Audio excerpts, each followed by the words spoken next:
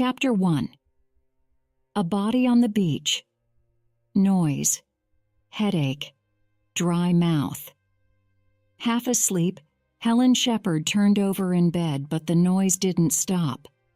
A moment later, she woke up. The noise. It was her phone. She took it off the table next to her bed. "Yes?" she said. Her dry mouth made it difficult to talk, and her head hurt quite badly. Too much wine last night. "Is that Detective Inspector Shepherd?" asked a voice. "Yes," said Shepherd. "I'm sorry to wake you," said the voice.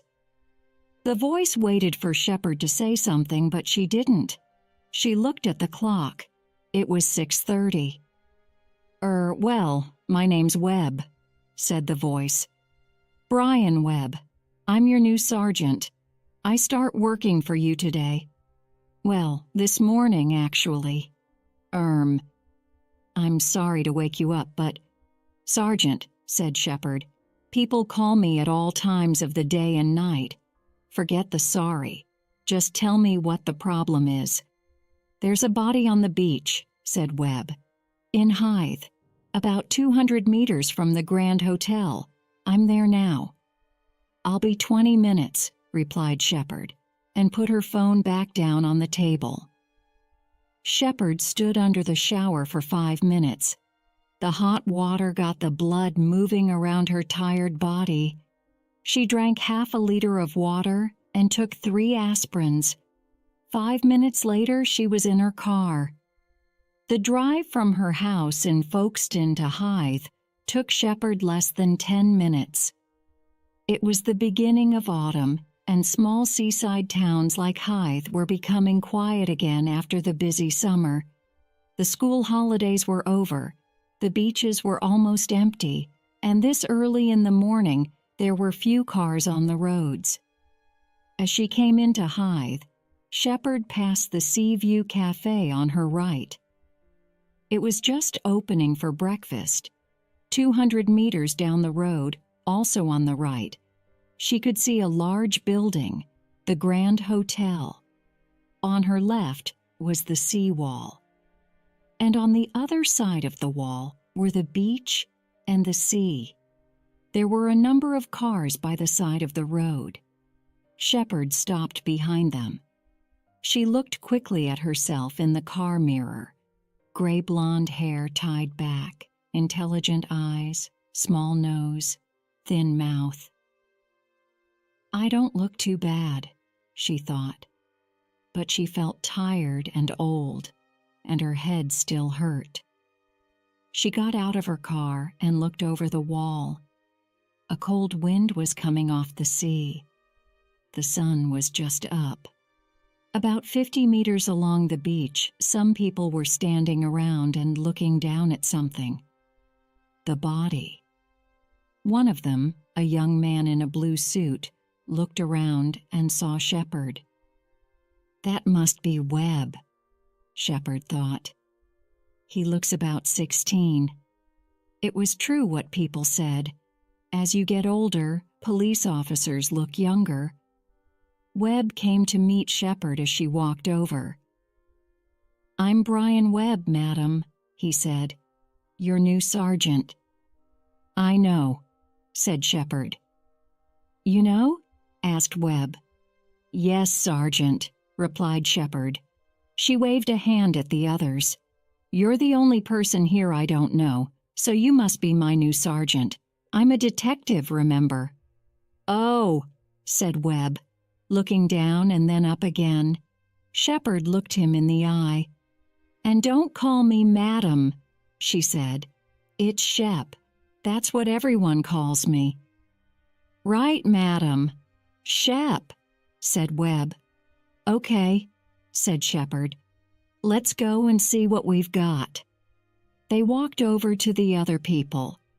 On the beach was the body of a young woman wearing a dark blue skirt, a white blouse, and a short red jacket. She had a pretty face and short blonde hair. The back of her head was dark with blood.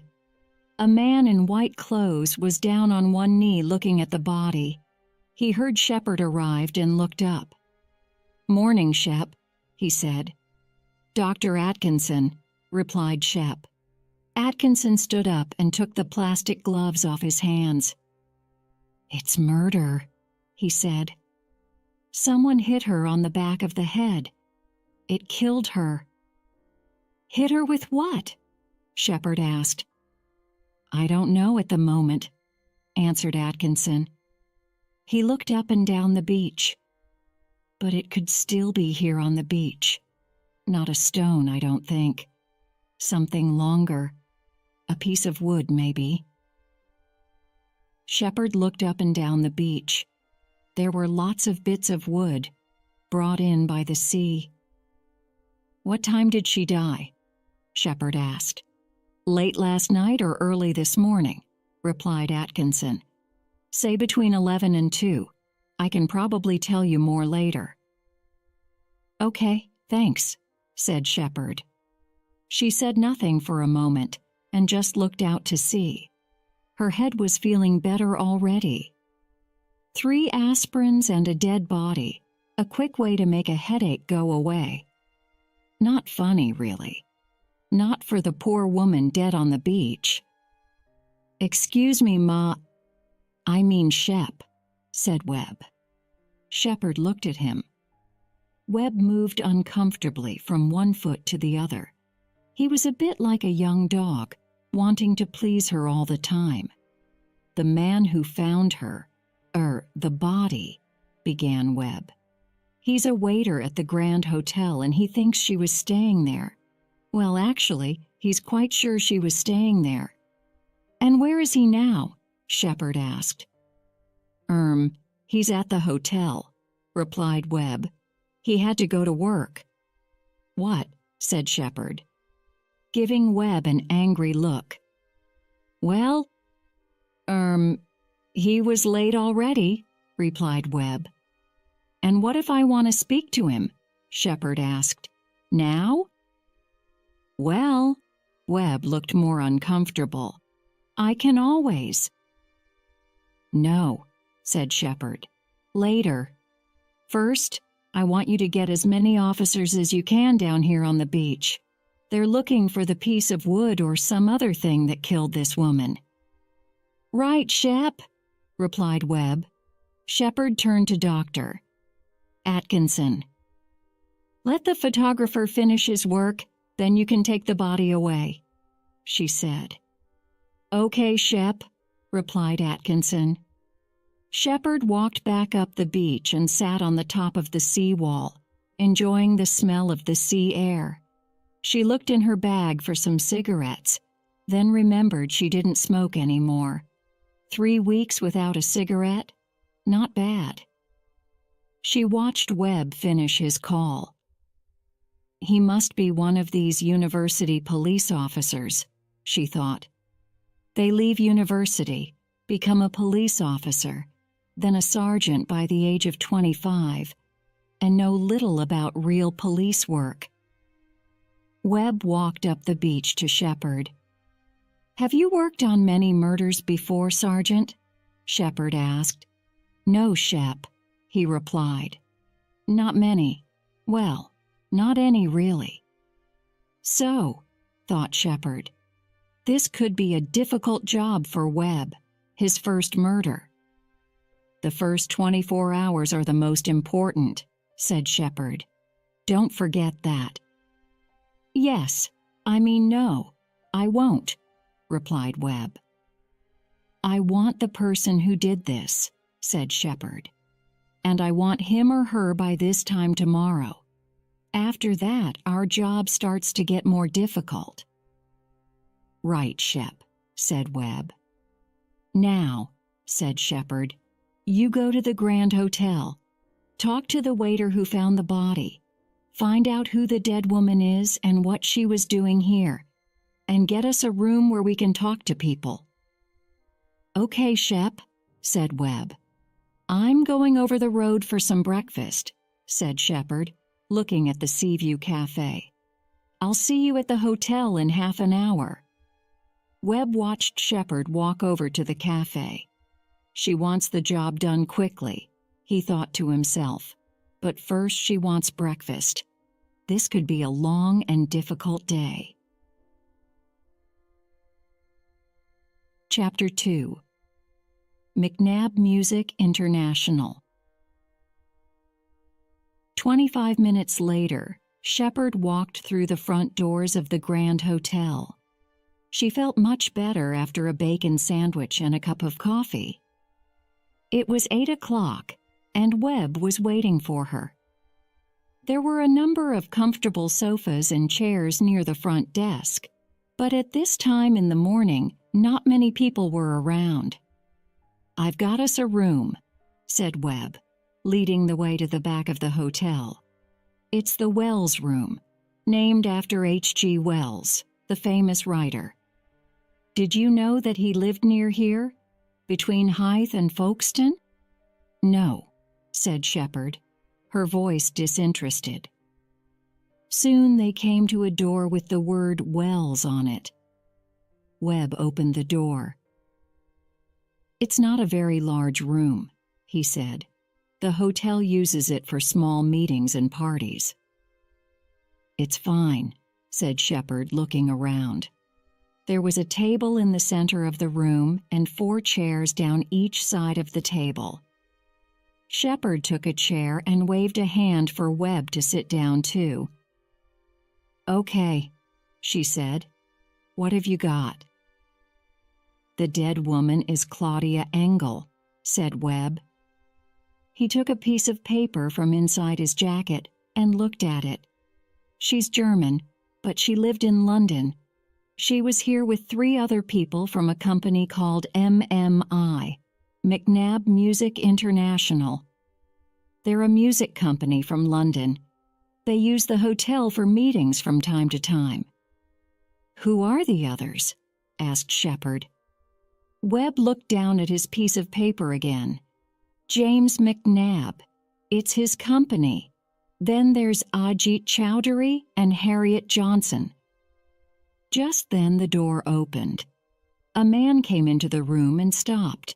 He was tall, in his early 40s, clean-shaven and good-looking. He was well-dressed, expensive dark gray suit, clean white shirt and red tie. Shepard could almost smell the money. The man looked at Webb, then at Shepard.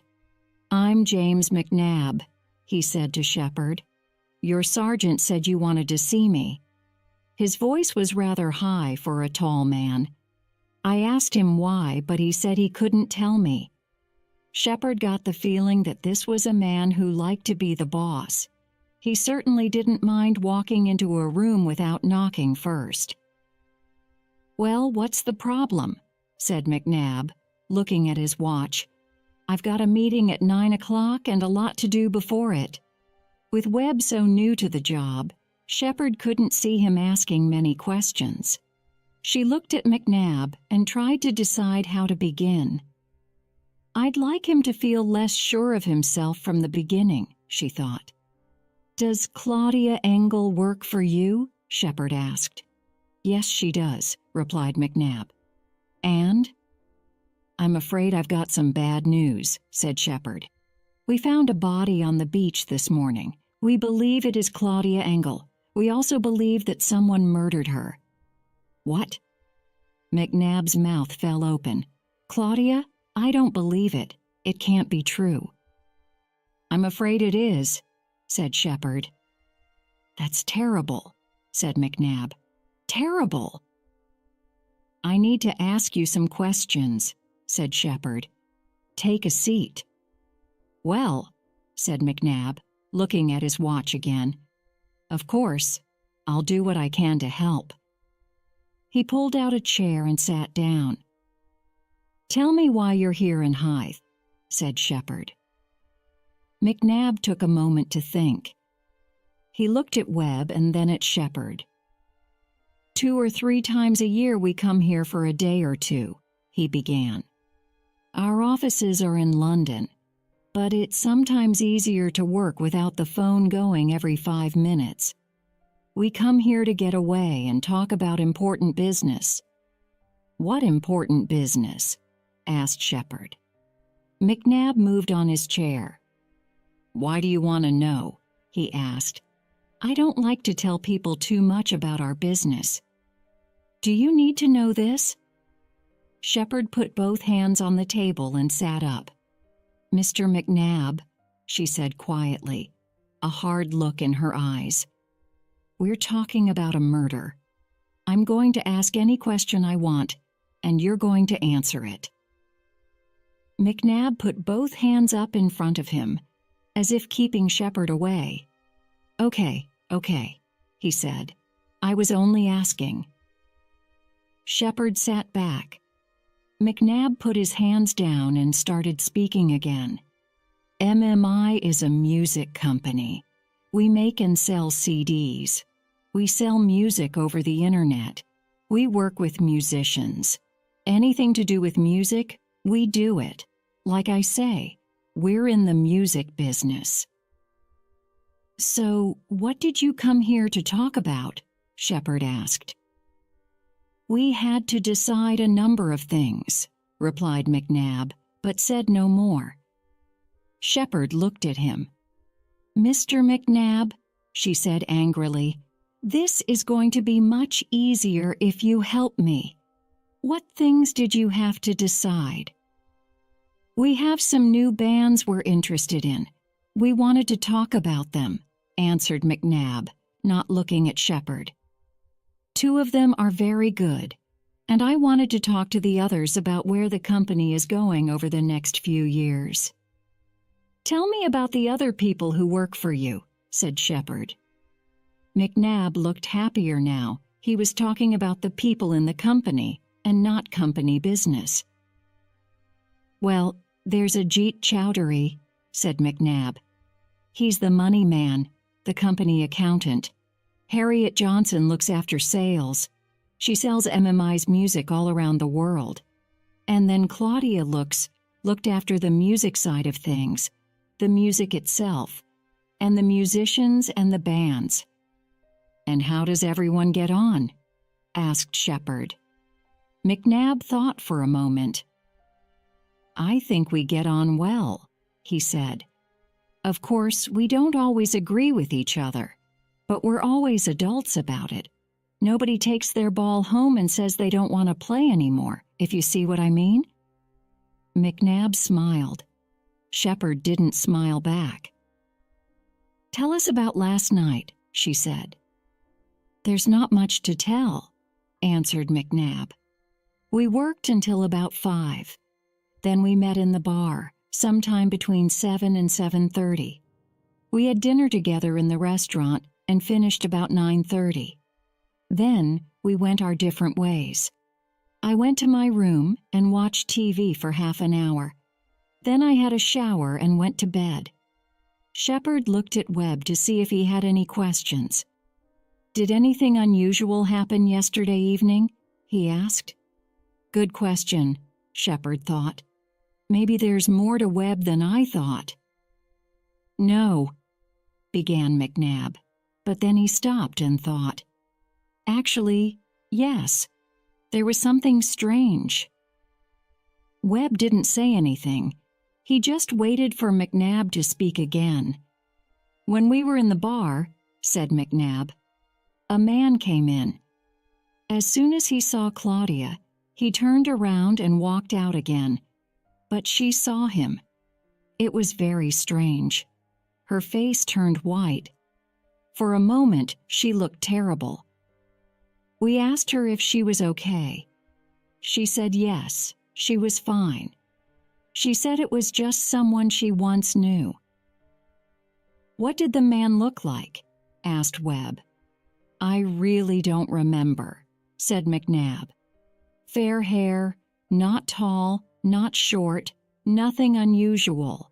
I only saw him for a few seconds." Shepherd felt it was important to find out more about this man and decided to end the conversation, but McNabb was speaking again. "Inspector," he said, "I hope you find this man soon. I'm sure the news of Claudia's murder will be in the newspapers, but I'd like to keep MMI away from this kind of news as much as I can." Shepard smiled to herself. McNabb, the boss, was looking after his company again. "It'll take as long as it takes, Mr. McNabb," she said. "I'll probably want to talk to you again after we've spoken to Ms. Johnson and Mr. Chowdhury. I'll also want my officers to look around all your hotel rooms. You can go now, but don't leave the hotel." McNabb opened his mouth to say something, but then he saw the look in Shepard's eye. He closed his mouth, looked at Webb, then back at Shepard. "Right," he said. "Thank you," said Shepard. McNabb left the room, closing the door behind him. Shepard turned to Webb. "With people like McNabb, you've got to let them know who's the boss," she said. "It's us, the police, not them. Don't forget that." "Right, Shep," replied Webb. "Now," said Shepard. "Harriet Johnson next. But before that, we need to know more about that man who came into the bar last night. Get someone to ask around the hotel. Did anyone see a man, our Mr. X, come into the hotel between 7 and 7:30, go into the bar and then leave quickly? If so, who is he? I also want to know when Claudia Engel left the hotel. And was anyone with her?" "Okay," said Webb. He stood up. "And we need a look at these people's rooms," said Shepard. "Engel's room and the other 3. 2 officers to each room. If they find anything strange or unusual, I want to know." "Right, Shep," said Webb, going to the door. "And, Sergeant?" said Shepard. "Yes," said Webb. Shepard looked at her watch. It was too early for a glass of wine. "Get someone to bring us some coffee." Chapter 3. Questions for Ms. Johnson. Harriet Johnson was wearing black jeans and a pink blouse. She had long dark hair and looked very sure of herself. She sat down in front of Shepard and Webb. "James told me the news," she said. "I understand you want to talk to me." "Yes," said Shepard slowly, giving Johnson a long look. "How well did you know Miss Engel?" "Well enough," replied Johnson. "We worked together for 2 years." Shepard gave her another long look. Something was wrong. "You don't look sad," said Shepard. Johnson gave a short laugh. "No, I don't. I do," she said. Her mouth smiled, but not her eyes. "Well, I didn't like Claudia Engel at all. Actually, I hated her." Shepard looked questioningly at Johnson. "The old story," said Johnson, again with a short laugh. "I had a boyfriend. She took him away from me. They started going out while I thought he and I were still together. Then I found out what was happening. He left me for her. Well, I told him not to come back, actually. Then later she left him." "I see," said Shepard. "She made me very unhappy. Then she made my boyfriend unhappy. Mind you, he never really knew what he wanted anyway. This all happened 2 years ago, when she started at MMI. It all meant nothing to her. But it didn't mean anything to me." "And you hated her," said Shepard. "I did," said Johnson. "I probably still do." "Yes," Shepard thought.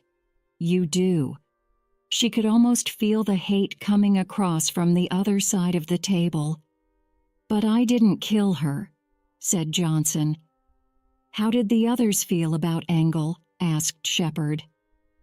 "McNabb, Chowdhury." Johnson smiled again.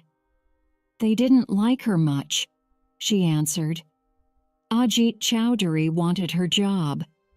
Okay, he's the accountant, but he thinks he knows a lot about music. He doesn't want to sit in an office all day. He wants to be out and about with famous musicians." "And McNabb?" asked Shepard. "Dear old James," answered Johnson. "He likes everyone to think he's the boss, doesn't he? But actually, well, he's just a little bit afraid of women. You probably saw that, Inspector." For a moment Shepard thought about smiling, but decided against the idea. Anyway, Johnson was speaking again, he was certainly afraid of Claudia. Over the last 2 years, she was the real brains behind the company. The musicians loved her. She knew what music the public wanted to buy, and James knew he just had to agree to her ideas.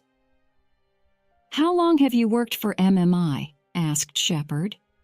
15 years, answered Johnson, "since James started the company." "And the company is doing well?" asked Shepard. "Fine," replied Johnson quickly.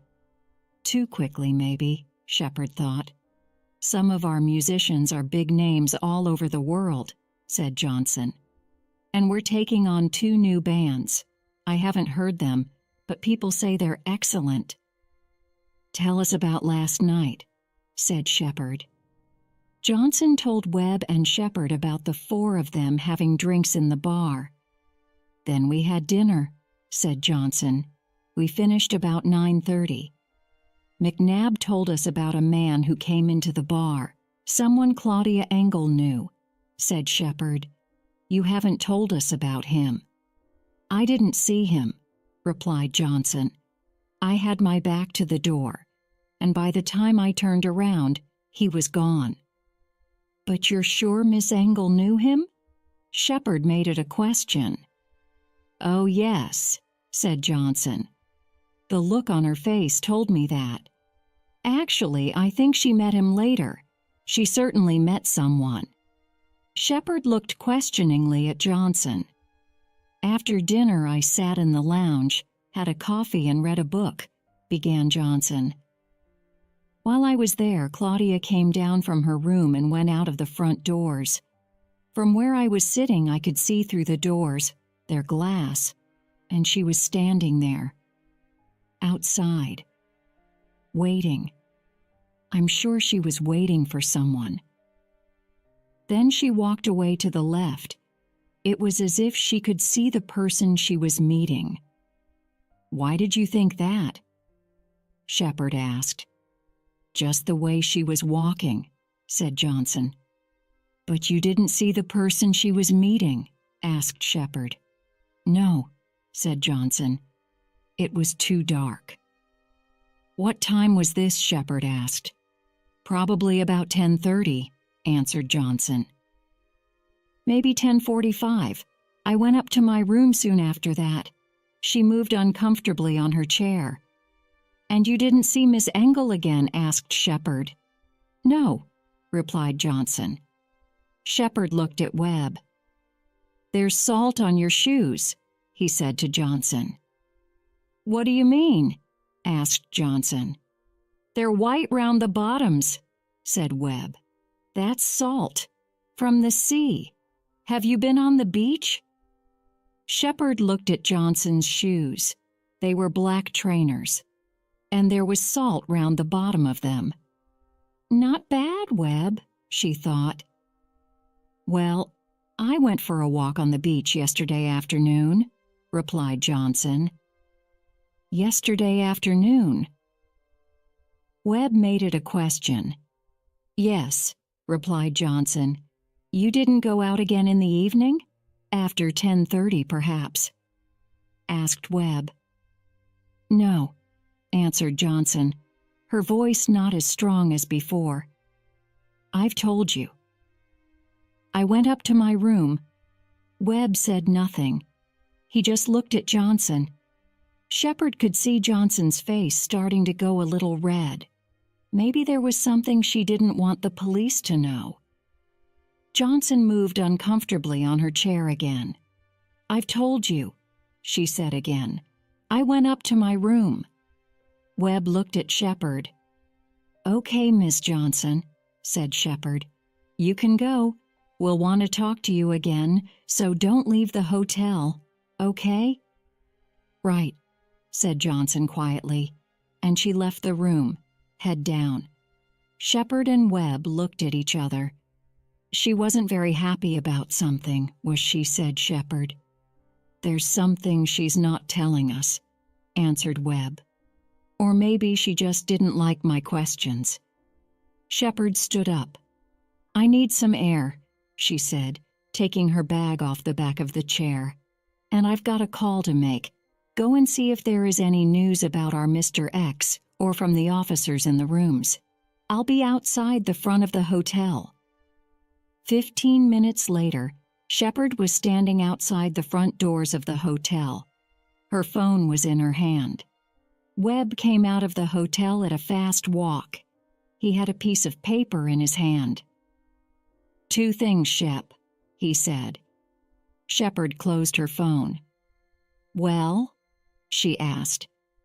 "We know who Mr. X is," said Webb, looking pleased with himself. "And one of the receptionists agrees with Johnson that Engel left the hotel at 10:30.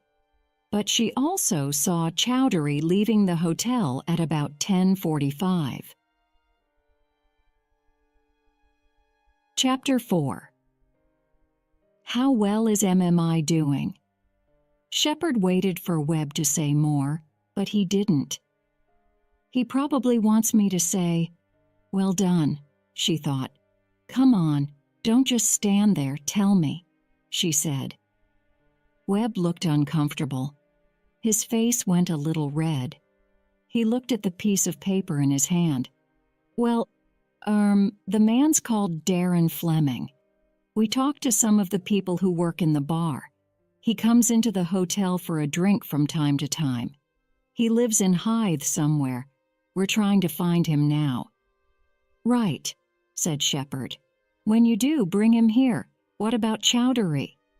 Webb looked at the paper in his hand again. "Do you always write things down?" Shepard asked. "Do you have problems remembering?" "No, Shep," said Webb, smiling a little, but still looking rather uncomfortable. He waved the paper at her. "Someone gave me this. Detective Constable Fox, I think his name is." All right," said Shepard. She preferred not to think about D.C. Fox. Fox loved writing everything down, putting everything in the right place, doing everything just right. Not Shepard's sort of person at all. "I know he's a lot older than you," said Shepard, "but don't take too many lessons from Fox." "I'll try not to," replied Webb. For a moment, Webb thought he saw the beginning of a smile on Shepard's face, but then it was gone. "The receptionist remembered Chowdhury leaving the hotel at about 10:45 last night," said Webb. "He was dressed in running clothes." Shepard thought for a moment. "Okay," she said. "Get Ajit Chowdhury. We'll have a talk with him next." She put her phone away in her bag. "I've just been on the phone to a friend of mine in London," she told Webb. "She told me some interesting things about MMI. I hope the company accountant has some good answers." 20 minutes later, Chowdhury was sitting in the Wells room in front of Shepard and Webb. It was 10:30. Chowdhury was a tall, good-looking man in his early 30s. He had on a dark brown suit, cream shirt, and light brown tie. His fingers were playing with the front of his jacket. His eyes were looking from Shepard to Webb and back again. Softly, softly, Shepard thought. Don't make him uncomfortable, or he won't say anything.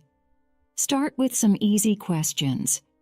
"Tell us about your job, Mr. Chowdhury," she began. Chowdhury sat back in the chair and stopped playing with his jacket. "I'm the company accountant. I look after the money," he answered, smiling a little. "So I understand," said Shepard. "And is it a good job?" A good company to work for? Well, yes, I think so, he replied. Do you all like each other? I mean, do you work well together? Shepard asked. We aren't all great friends, he replied. But we work well together. Yes. Claudia Engel too? Shepard asked quietly. Chowdhury looked away to one side for a moment, then back at Shepard. She could be rather difficult, he said. Tell me about it, said Shepard. Believe me, I know all about working with difficult people. Chowdhury gave her a small smile. She was a hard woman, he began. She knew what she wanted. She knew how to get it. And she didn't allow anybody to get in her way. I understand you know quite a bit about music, said Shepard, as well as money. Yes, replied Chowdhury. But Claudia never listened to what I thought. I spend a lot of time in clubs. I've seen a lot of good new bands, but she always knew best. There was something strange in Chowdhury's voice that made Shepard ask her next question. Were you lovers? She asked. Webb quickly turned to look at Shepard. There was fire in Chowdhury's eyes. It's nothing to do with, he started. It's murder, said Shepard, her voice hard before Chowdhury could finish. Chowdhury's head went down. Then he looked at her again. We slept together once, he said, an angry look in his eyes. And then she said that was it. It was over, finished. And that made you angry, said Shepard. It wasn't a question. It still does, said Chowdhury, but not enough to kill her. It hurt me at the time, but it was just one night. And she didn't tell everyone about it.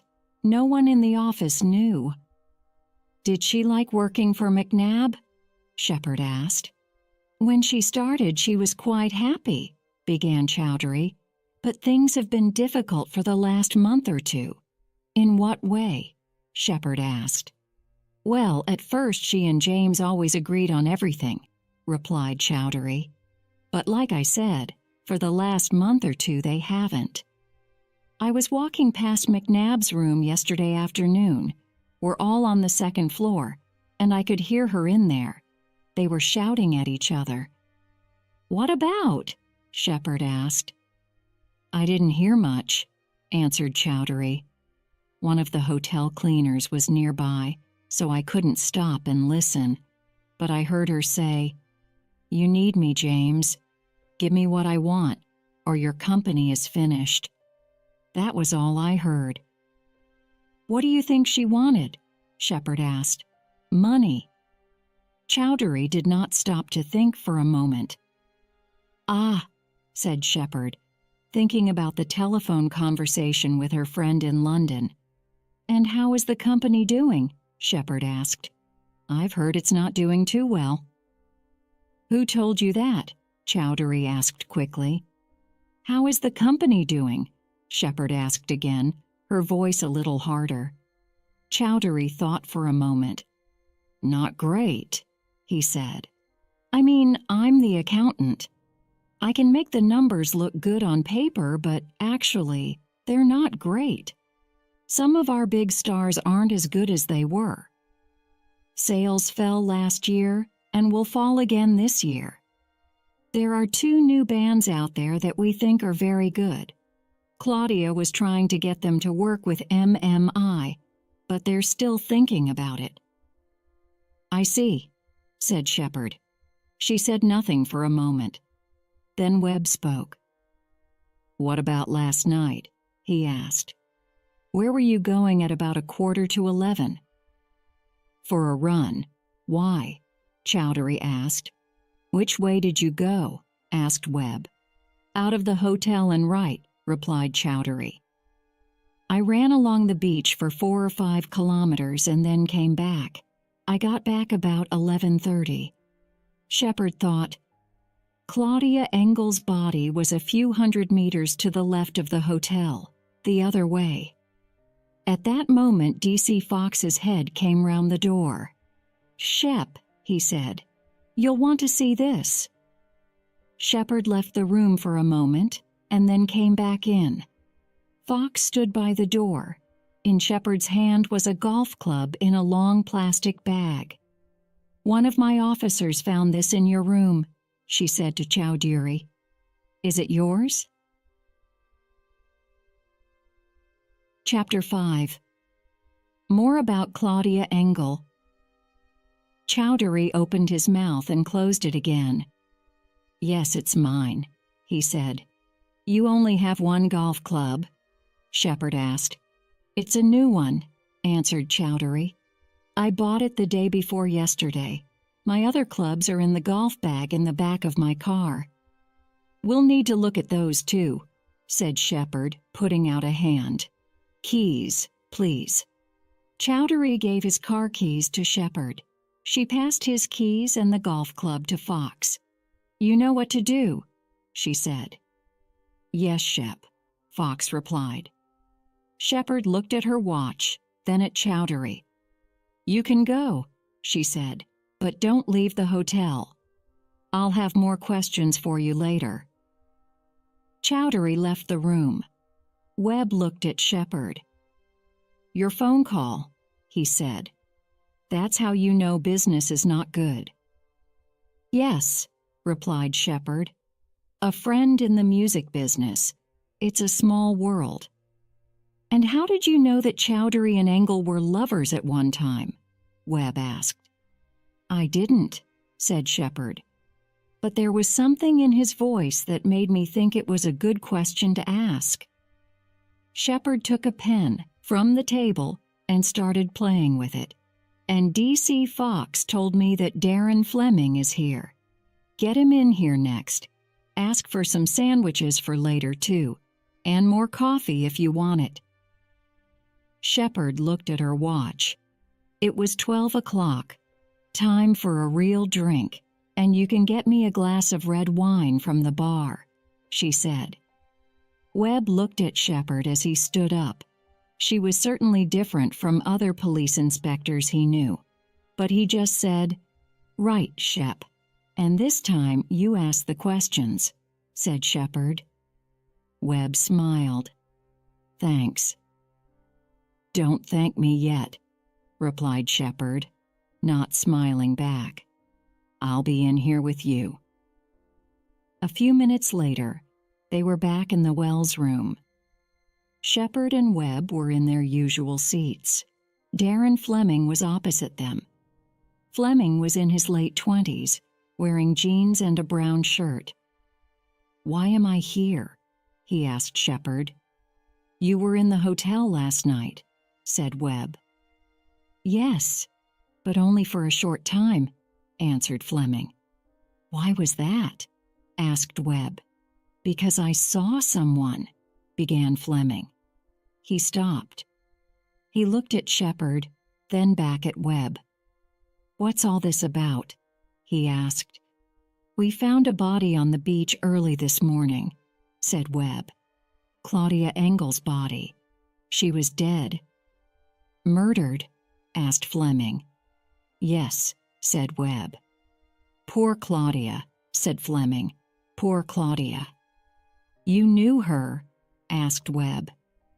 "Yes, we were students together in London," said Fleming. "We lived in the same house. For a year. Not happy times." "Why not?"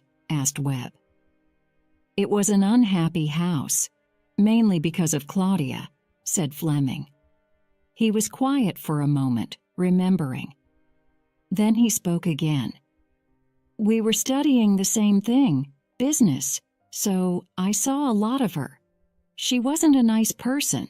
When she said something, you never knew if it was true. She sometimes told stories about people, other students, and I knew the stories were untrue. She could be really nice if she wanted something, help with her studies, someone to cook her a meal, but you had to do what she wanted. If you didn't, She told everyone else how terrible you were. By the end of the year, I just wanted to get out of that house. There were 5 of us living there, and everyone felt the same way. Did she know how you felt? Asked Webb. Oh, yes, said Fleming. She certainly knew how I felt. One time she wanted to borrow a piece of my work. She wanted to use it in something she was doing. I wasn't having any of it. I told her no. She could do her own work. She said some bad things about me to other people, and I found out. And, asked Webb. I told her what I thought of her, in front of most of the students from one of our classes. I was so angry. Then Fleming smiled. But that was 10 years ago, he said. And are you still angry? Asked Webb. Because you just turned round and walked out of the hotel last night. Fleming sat up in his chair and looked at Webb. No, he said. I'm not angry now. If anything, I feel sorry for her. She had no real friends. But yes, I walked out last night. The past is sometimes a dangerous place. I didn't want to go there. I went back home. I was unlucky enough to see Claudia Engel for about 5 seconds yesterday evening. That's all. I didn't see her again. Now can I go? You didn't meet her later that evening? Asked Webb. Certainly not, replied Fleming. Was anyone with you when you were at home? Asked Webb. No, replied Fleming. Did you call anyone? Email anyone? Asked Webb. No, replied Fleming. Webb looked at Shepard. Put all this in writing for one of my officers, Shepard told Fleming. Then you can go, but don't leave Hythe. 10 minutes later, Shepard and Webb were standing outside the front doors of the hotel. Webb had a sandwich, Shepard her glass of wine. What a nice young woman Claudia Engel was, said Shepard. Webb smiled. Shepard drank some wine. Good questioning there, she said. Thank you, said Webb. Don't get too pleased with yourself, said Shepard. We've still got a long way to go. Webb smiled to himself.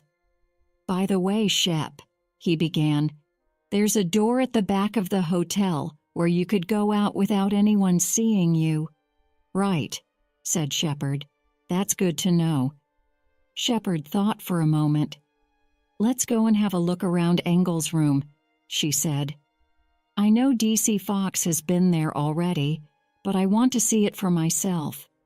Fox is a good officer, but sometimes he is too careful. He doesn't let his brain run free. Get the key from reception and meet me on the 2nd floor. A few minutes later, Webb met Shepard outside Claudia Engel's room. Reception gave me a key, but it isn't Engel's, said Webb as he opened the door. No one can find her key and it wasn't on the body. Oh, said Shepard. That's interesting. Claudia Engel had a large double room looking over the sea. I'll start in the bathroom, said Shepard. You look around here. What are we looking for? Asked Webb. We'll know it when we see it, answered Shepard. Shepard took a quick look around the bathroom. There wasn't much to see. Engel was only staying 2 or 3 nights. Shepard saw nothing unusual. She went back into the bedroom. Webb was looking through Engel's clothes. Anything? Shepard asked. No, Shep, answered Webb. Shepard looked around the room. There was a book, a clock, and a music magazine on the table next to the bed. Some keys on the table, too.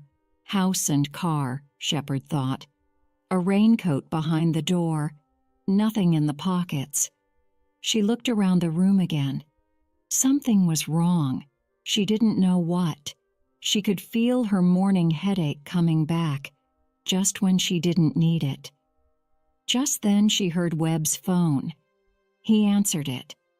Shepard looked out of the window at the sea, not listening to Webb's conversation, but thinking about the room. What was wrong with it? And where was Engel's key? She heard Webb finish his conversation. Shepard looked at Webb. "Well?" she asked.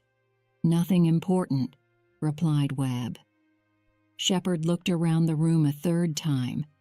"You know," I said, "we'll know it when we see it," she began. "Yes," said Webb questioningly. "Well, we'll also know it if we don't see it," said Shepard. "What do you mean?" asked Webb. Then he smiled. "Oh, I see. So what have we not found, other than the key? The thing that business people all around the world carry with them at all times," said Shepard. "A laptop computer," replied Webb. "Let's start again," said Shepard. 5 minutes later, they were finished. There wasn't a laptop in the room, not in the cupboard, not under the bed, not in the bed, nowhere. "We need to find it," said Shepard. "First, find out if she had one here. I can't believe she didn't, and find out what sort it was. Then put all our officers on it. Look all around the hotel. Have another look in the rooms of those other 3 jokers, McNabb, Johnson, and Chowdhury. Send someone round to Fleming's house, and get as many people as you can to go along the beach again." "Right, Shep," said Webb. "After that, you'll find me in the bar," said Shepard. Chapter 6. Unanswered Questions. At 2 o'clock, Webb found Shepard sitting at the bar, talking to the bartender. She looked around as Webb came in. The barman moved away. "Engel had a laptop," said Webb, sitting next to her. "We know what sort it is. I've got all our officers looking for it." "Good," said Shepard. "Now there are a number of things I want to know. For a start, what's on Engel's laptop? Second, why did Engel think that MMI needed her so much? Remember what Chowdhury heard her say. Give me what I want, or your company is finished. What could she do to bring an end to the company? Next, what's Harriet Johnson not telling us? She was very uncomfortable about some of our questions. And last, why do McNabb and Johnson say that the business is doing well when Chowdhury says it isn't? And my friend in the music business knows it isn't." Shepard waved at the barman. "I'll have a glass of red wine, please," she said. Webb gave Shepard a funny look. Shepard saw it. "When you've done this job as long as I have, Sergeant," she said, "you'll find you need a glass of red wine now and then." "While you're working?" asked Webb. "It helps me think," replied Shepard.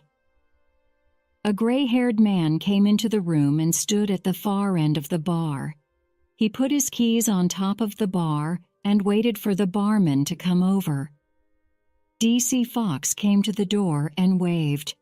"See what he wants," said Shepard, and stayed sitting. Webb left the room to talk to Fox. Shepard sat and thought. She looked at the gray-haired man, now sitting at the other end of the bar. Then she looked at his keys. There were 4 or 5. And something else. What was it? Oh, yes, a memory stick for a computer. Webb came back. "They found Engel's room key and her laptop," he told Shepard. "They were hidden in an old garage at the back of the hotel, but I don't think we're going to get anything from the laptop. Someone broke it up. It was in pieces, and I'm not sure we've got all the bits." Shepard put her head in her hands for a moment. Then she looked up and saw the memory stick on the bar again. It gave her an idea. "Wait a minute," she said. She looked out of the window and thought for a minute. Then she looked at Webb. I've had an idea." She thought for a few moments more, a finger to her mouth, her eyes half closed. "Okay, let's do it," said Shepard. "I want to see McNabb, Johnson, and Chowdhury in the Wells room. Fleming, too. Send a car for him. Let's say we'll meet in 45 minutes. I've got a few things to do first." "Right, Shep," said Webb, and left the room, asking himself what her idea could be. Shepard sat for a few minutes, thinking through her idea. Then she left too, taking her wine with her. It was 4:30 by the time Webb got everyone together in the Wells room. Shepard walked in and looked around. Webb was already sitting in his usual place. Across the table sat Chowdhury, McNabb, and Johnson. Fleming sat a little away from the table. DC Fox stood just inside the door. "Good afternoon, everyone," said Shepard. "This is Mr. Fleming." She waved a hand at Fleming. "You will know him from last night. He knew Ms. Engel some years ago." She looked at Fleming. "Over here are Mr. McNabb, Ms. Engel's boss, and Mr. Chowdhury and Ms. Johnson, who worked with Ms. Engel." Shepard walked around the table. There was an envelope in her hand, which she put on the table in front of her chair. Then she sat down. "I've asked you all here together because one of you killed Claudia Engel," said Shepard. Everyone started speaking at the same time. Shepard put up a hand. "Stop talking," she said. Everyone stopped speaking.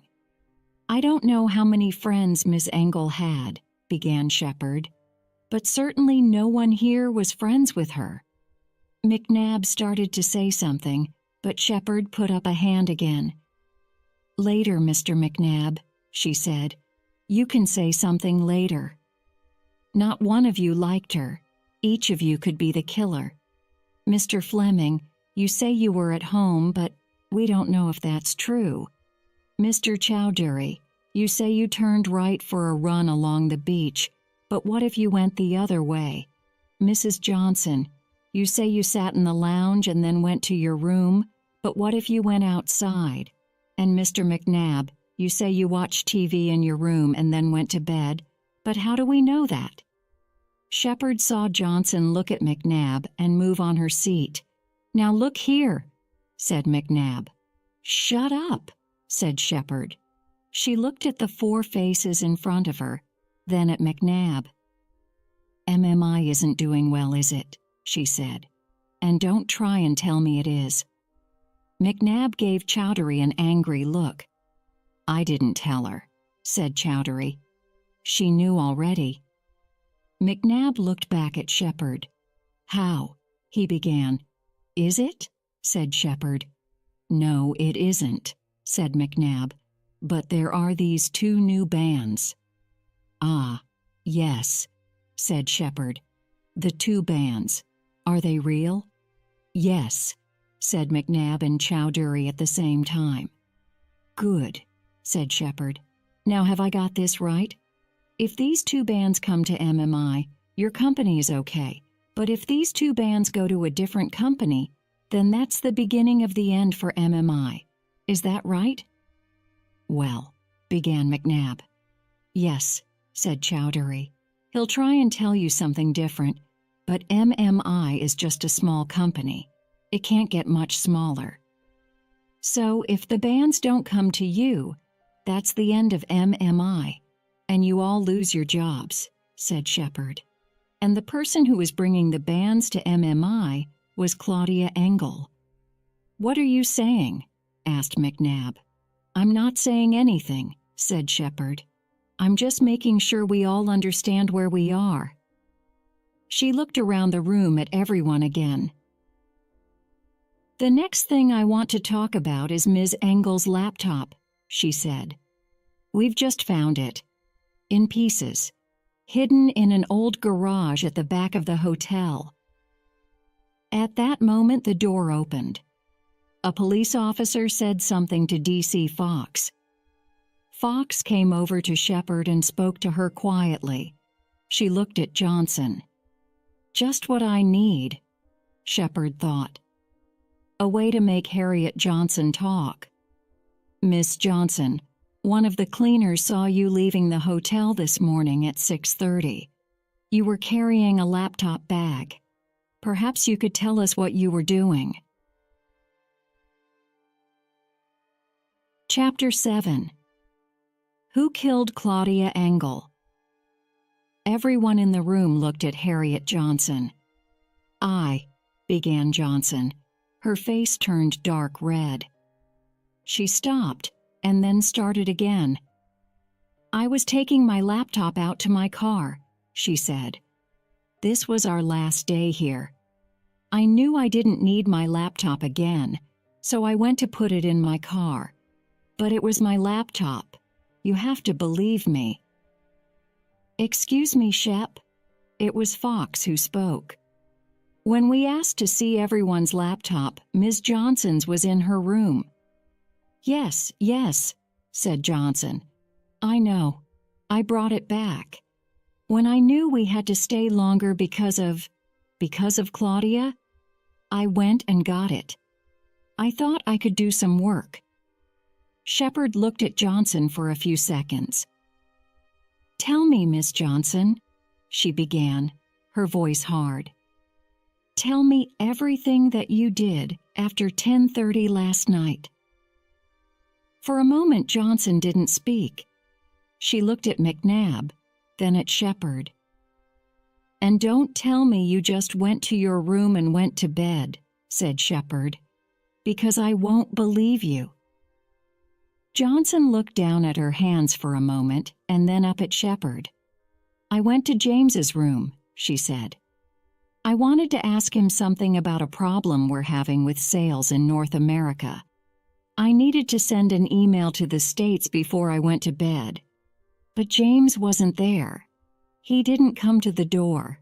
Johnson looked at McNabb. I'm sorry, James, she said. Well, Mr. McNabb, asked Shepard, where were you? Now McNabb's face went red. I was probably in the shower, he answered. I told you I had a shower before I went to bed. You didn't go out, said Shepard. You didn't use the door at the back of the hotel?